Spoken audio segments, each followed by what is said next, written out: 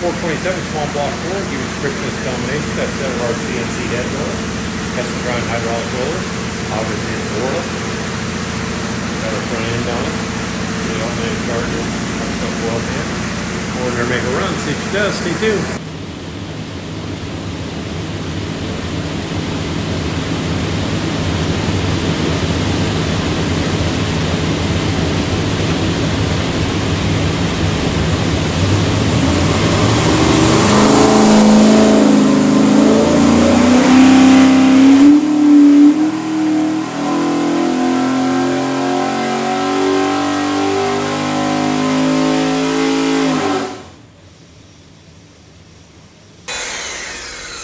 Okay, 3,600 or 452 foot-pounds of torque, peak torque 535, peak horsepower 588, rated at 575. It's got a front end on it, so it's really good. That's the new head and Borla on it. So everything's good. We'll pull the pipes back, make sure it's good and clean. Show you a couple of things. When you receive your engine, find this thing looks like a credit card, it's a USB card full of technical information.